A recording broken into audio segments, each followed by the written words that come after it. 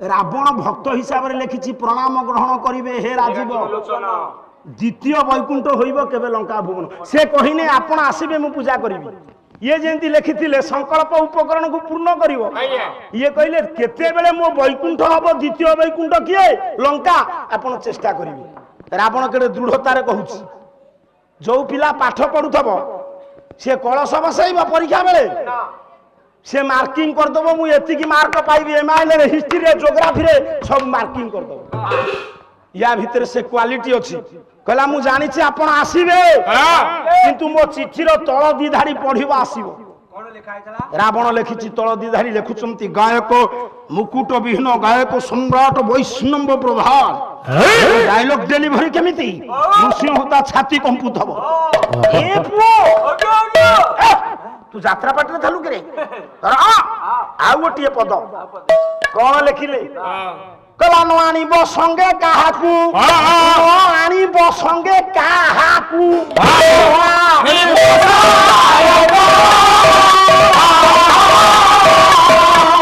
एका प्रभु आसिब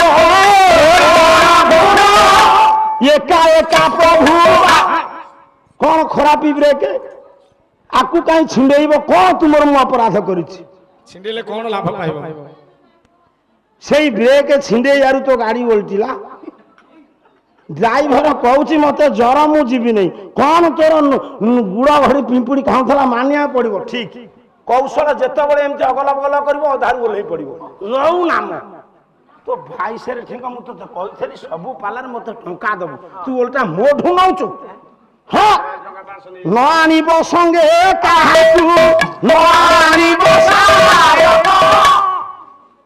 भाई तो भाई होता भाई आउ किए अच्छी चमत्कार आज्ञा कईटा दिन बंचबी तार सांगे घुषिकी पड़े बढ़िया पिलाटे या टंका प्रति टिके लोभ तार पैसा देखिले से आउ दुर्योधन भाया जल चर प्राणी जल आउ स्थल जापर नहीं हाँ कला न आनिब संगे एका एका प्रभु आसिब 20 टंका थोई दे एका एका प्रभु आसिब तू भारी आखि हाणु तोर तो आखि भीतर को पशिगला हाणीबू केमिति हे मामा माने हेले आपण एका आसीबे नहीं ना एका आसीबे सांगरे का को आनिबे नहीं ठीक धरिछु आपण एका आसीबे सांगरे का को आनिबे नहीं मु पूजा करिबे कि शस्त्र आनिबे किछ अस्त्र शस्त्र आनिबे नहीं चिठी नै जेते बेले पहुंची गले नारद हे पुओ आज्ञा कोटिए पद आहुर पद आइबे नहीं देरी हेलानी हाउ पद पे जाऊ गीत गोविंद हां गीत गोविंद आमे गाइबू से गाइबे हैं कला एक जनक दुहिता कृत भूषण हे जित दूषण जित दूषण अमर समित 10 कंठ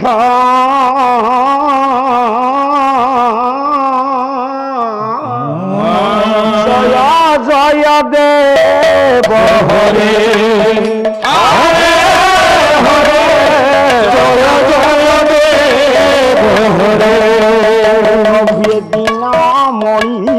मंडल मंडन हे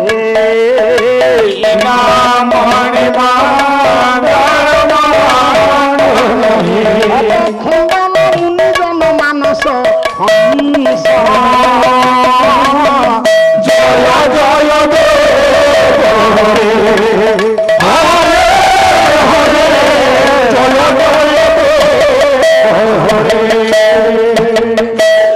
धीरे बाजा बजाऊँ हे मोर विद्वान मंडली राम को नाम गान करी जेते बळे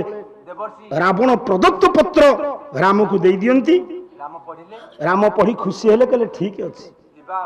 काली जहार पुओ वीरगति प्राप्त हेछि से आज मते पूजा करिया पे आह्वान करूछि मु जीवी हजूरे ये विभीषण मुंड खराब हे गला काहे कि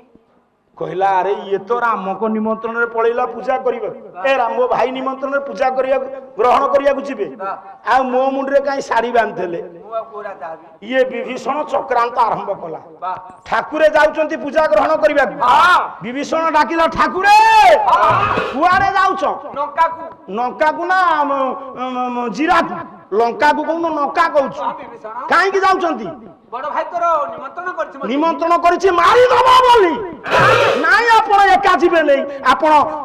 ସାଙ୍ଗରେ 2 ଜଣକୁ ନେବେ ଅସ୍ତ୍ର ଶସ୍ତ୍ର ନେବେ ଯଦି ଭଲରେ ପୂଜା କଲା ସେ 2 ଜଣ ଫେରି ଆସିବେ ମନ୍ଦ ଉପୁଜିଲା ଆପଣଙ୍କୁ ସେ ସୁରକ୍ଷା ଦେବେ ସେ ସୂକ୍ଷ୍ମ ରୂପରେ ଯିବେ ବାୟୁ ରୂପରେ ଯିବେ ଯୋଉ 2 ଜଣ ମୋ ଭାଇ ଜାଣିପାରିବନି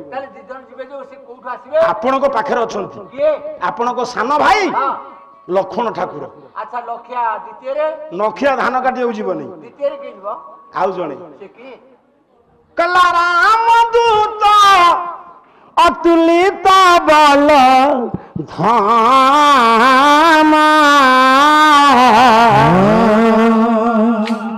অঞ্জনী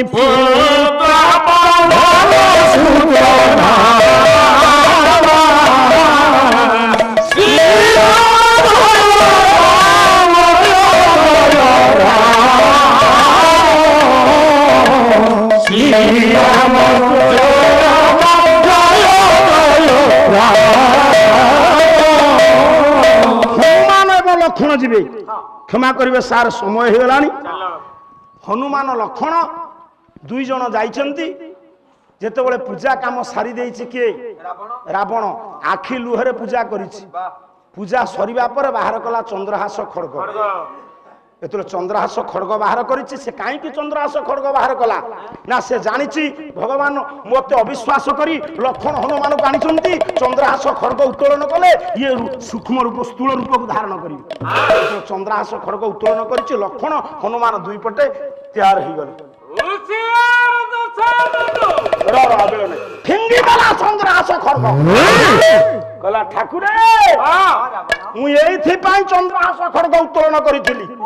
ଆପଣଙ୍କର ମୋ ଉପରେ ଏଡେ ବଡ ଅବିଶ୍ୱାସ ମୁଁ ସେତୁ ପ୍ରତିଷ୍ଠା କରିବାକୁ ଗଲା ବେଳେ କାହାକୁ ସାଙ୍ଗରେ ନେଇଛି ମୁଁ ଆପଣଙ୍କୁ ପୂଜା କରିବା ପାଇଁ ନିମନ୍ତ୍ରଣ କଲି କାଳେ ମୁଁ ଆପଣଙ୍କୁ ମାରିଦେବି ବୋଲି ଆପଣ ଆପଣଙ୍କ ଭାଇ ଆଉ ଦୂତକୁ ଆଣିକି ଆସିଛନ୍ତି ଇଏ ପୁଣି ମତେ ହାଣି ଦେବା ପାଇଁ ପ୍ରସ୍ତୁତି ହେଲା ବେଳେ ଆପଣ 2 ଜଣ ନୀରବ ହେ ପିଲେ 90 ବର୍ଷର ବୁଢା ବାପା ଗାଁରେ ବଞ୍ଚିଥବ ତା ପୁଅକୁ ଯଦି ଆକ୍ରମଣ କଲେ ବୁଢା ସମ୍ଭାଳି ହବ ବୁଢୀ ସମ୍ଭାଳି ହବ ଶାସ୍ତ୍ର କଣ କହିଛି ମା କୋରେ ପୁଅ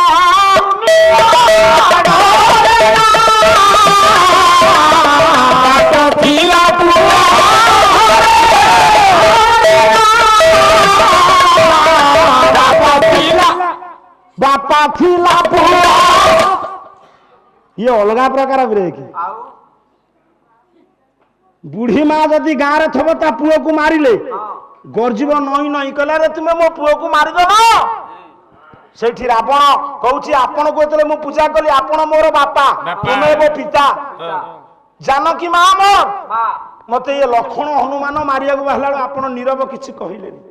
ମୁଁ ଆପଣଙ୍କୁ ଅଭିଶାପ ଦେବି ଆପଣଙ୍କର ହସ୍ତପଦ ବିଲୀନ ହବ ଏଇଠି ଗୋଟେ ପ୍ରଶ୍ନ ପଚରା ହବ ଏକାଥରେ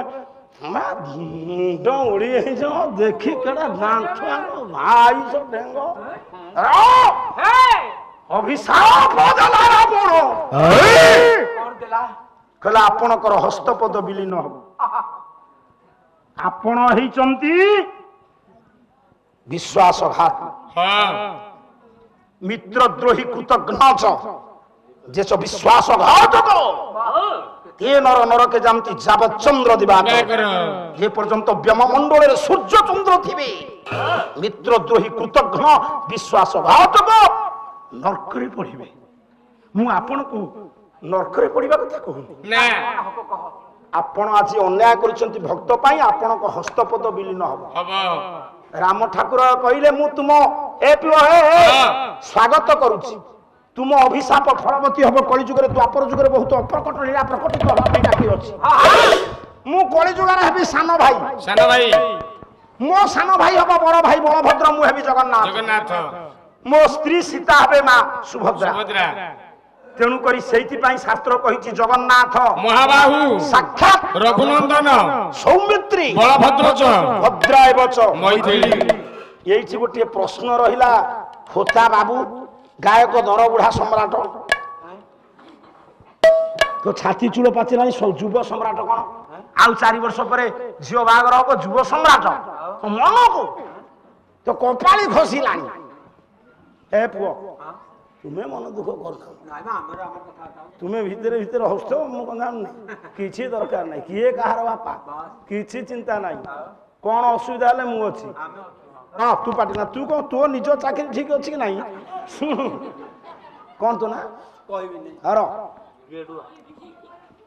ଏଠି ରାମ ହେଲେ ଜଗନ୍ନାଥ ଲକ୍ଷ୍ମଣ ହେଲେ ବଳଭଦ୍ର ଅଭିଶାପ ଦେଲା କିଏ ରାବଣ ଜଗନ୍ନାଥଙ୍କର କୋଉଠୁ କୋଉ ଯାଏ ହାତ ଅଛି ମଣିବନ୍ଧ ଏଇଠୁ ଲକ୍ଷ୍ମଣ ହେଲେ ବଳରାମ ଏଇଠୁ ସୀତା ତ ସୁଭଦ୍ରା ହେଲେ ତାଙ୍କ ପାଇଁ କଣ ଅଭିଶାପ ଅଧିକ ପରସେଣ୍ଟ ହେଇଯାଇଥିଲା କି ତାଙ୍କର କଣ ବିଲୁକୁଲ ଏଇ ଖୁଆଠୁ ନାହିଁ କାହିଁ ବୁଝେଇ ଦବ ରେ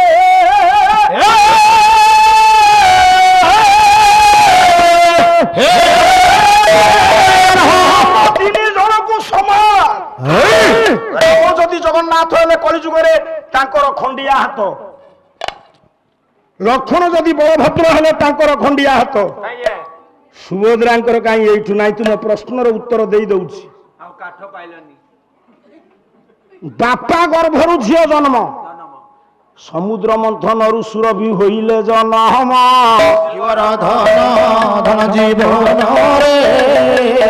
ସମୁଦ୍ର ପୂଜାରେ ପୁଣି ଅର୍ଘ୍ୟ କ୍ଷୀର ଦାନ ସମୁଦ୍ର ମନ୍ଥନରୁ ସୃଷ୍ଟି ହେଲେ କାମଧେନୁ ସୁରଭି ସେଇ କାମଧେନୁ ସୁରଭିର କ୍ଷୀରରେ ମାଙ୍ଗଳିକ କାର୍ଯ୍ୟକ୍ରମ ହେଲା ବେଳେ ଏ ପିଲେ ସମୁଦ୍ରକୁ ପଣ୍ଡିତେ କ୍ଷୀର ଦ୍ୱାରା ବନ୍ଦନା କରାଯାଏ ବାପା ହେଲେ ବରୁଣ ସୃଷ୍ଟି ହେଲେ କାମଧେନୁ ସୁରଭି ଅର୍ଘ୍ୟ ଦେଲେ ସେଇ କ୍ଷୀରରେ ହେଲା ଆଉ ଗୋଟେ ବାପା ଠୁରୁ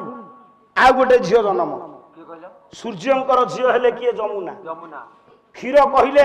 ପୟ କହିଲେ କ୍ଷୀର ପୟ କହିଲେ ଜଳ ସୂର୍ଯ୍ୟଙ୍କଠୁ ଜନ୍ମ ନେଲେ କିଏ ଯମୁନା ଯମୁନାର ତାତ ଏ ସୃଷ୍ଟି ବସ୍ତାନେ କର ବସ୍ତାନ ଯମୁନାର ତାତ କିଏ ସୂର୍ଯ୍ୟ ଯମୁନା ନଦୀରେ ପାଣି ଅର୍ଘ୍ୟ ଦେଇକିରି ପଣ୍ଡିତେ ସୂର୍ଯ୍ୟଙ୍କୁ ପୂଜା ହୁଏନି ତେଣୁକରି ପୟ କହିଲେ ଜଳ କହିଲେ କ୍ଷୀର ମୁଁ ଏ ଦିଟା କଥା ଜାଣିଛି କହିଲି ହୋତା ବାବୁ ମୋ ବିଷୟର ପ୍ରଶ୍ନ ହଉଛି ସୁଭଦ୍ରାଙ୍କର କାହିଁକି ଏଇଠି ନାହିଁ 3 ଜଣଙ୍କୁ ଅଭିଶାପ ଆଉ ଗୋଟେ ଯେମିତି ଅକଳିଆ ପ୍ରଶ୍ନ ମତେ ପଚାରିଲା ମୁଁ ସେମିତି ପଚାରୁଛି ଗୋଟିଏ ନାରୀ ସତ୍ୟ ଯୁଗରୁ କଳି ଯୁଗ ଯାଏ କାନ୍ଦୁଛି ର ପୁଅ ନାରଦ ପଚାରିଲେ କହିଲେ ମା କାହିଁ କାନ୍ଦୁଛୁ ନା ମୋର ଯୋଉ ଦୁଃଖ ସେ ଦୁଃଖ ଇଏ ବିଶ୍ୱରେ କୋଉ ନାରୀ ଭାଗ୍ୟରେ ନାହିଁ ନା କଣ ଦୁଃଖ ନା ମୁଁ ମୋ ବାପା ଗର୍ଭରୁ ବାପା ଉରସରୁ ଜନ୍ମ ମୁଁ ଦିନେ ଚିନ୍ତା କଲି ମୋ ବାପା ମତେ ଭଲ ଘର ଭଲ ବର ଦେଖି ବାହା ଦେବେ କିନ୍ତୁ ମୋ ମା ଟିକେ ଶୁଣ ପ୍ରଶ୍ନଟା ହେଲେ ମୋର ଯେତେବେଳେ ଯୌବନ ଆସିଲା ମଦନ ବାବୁ ତୁମେ ଶୁଣୁଥା ମୋର ଯେତେବେଳେ ଯୌବନ ଆସିଲା ମୁଁ କଣ କଲି ବିଚାର କଲି बोले कौन दिव्य पुरुषर स्त्री हेबी मो बापा निजे मो रूप को देखी काम विहलित हो मो सहित प्रेम कले मो बापा उरसरु मो गर्भरु गोटे पुओ जन्म नेला से पुओ को दिने लालन पालन कली बड़ कली मुझे बोहू आनिबी भलरे दिन जीव एमिति गोटे दुर्विपाक मो भाग्यर विडंबना से पुओ रजत बड़े यौवन आसिला से पुओ भी मो संगे प्रेम कला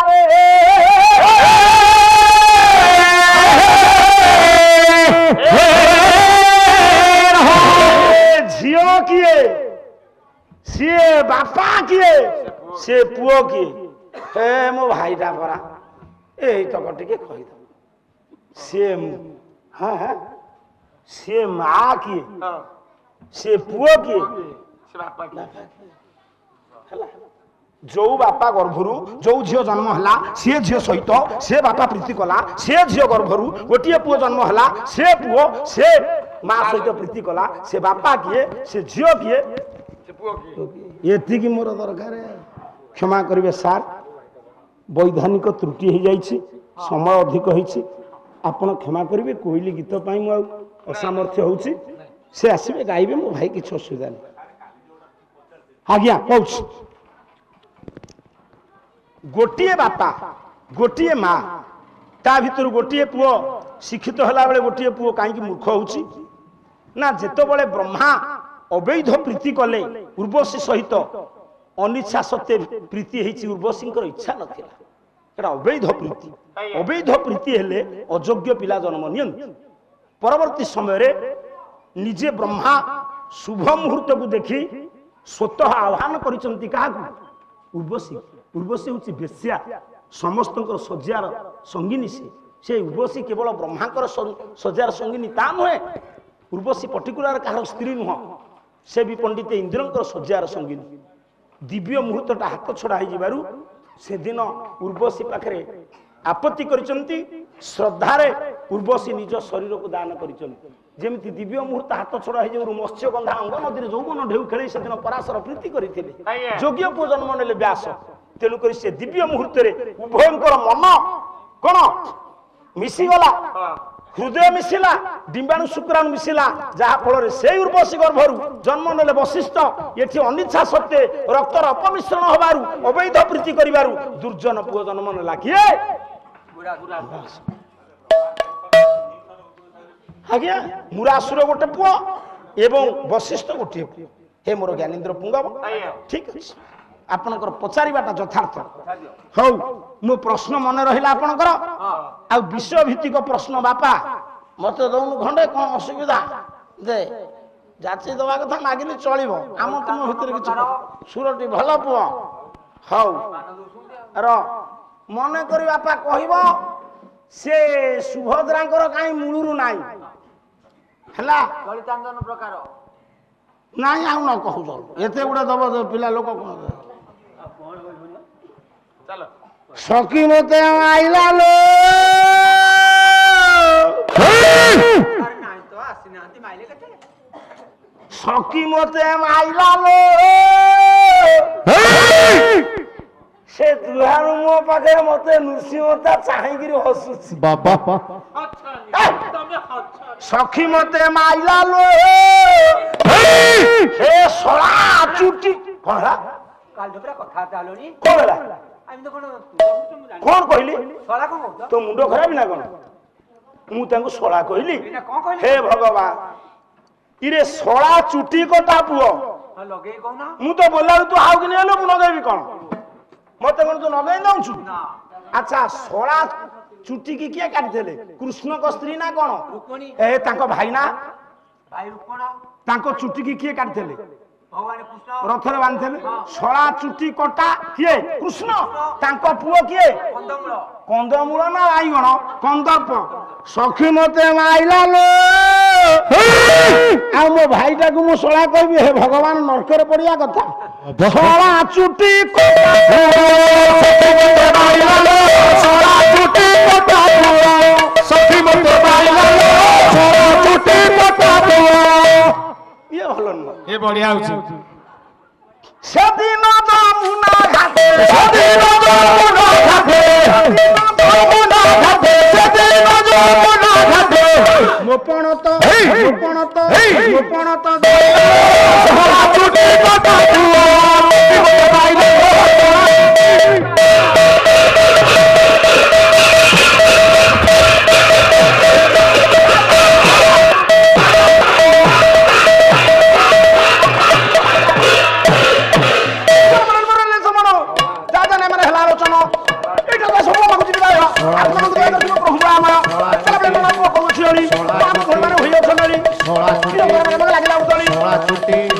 जोठू छाड़ी सेठू नृसिंह होता करिबे कहूची ओली चुटी कटा पुओ गला बेले नंदा पुओ करे निवेदन जब बसिंद विद्वान समस्त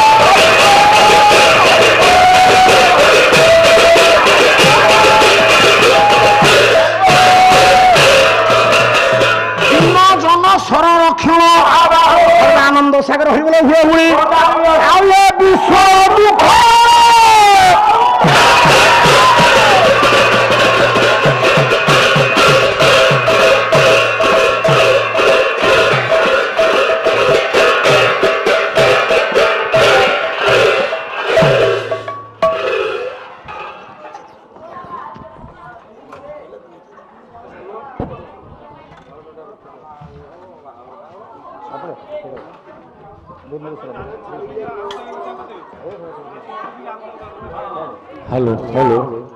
हेलो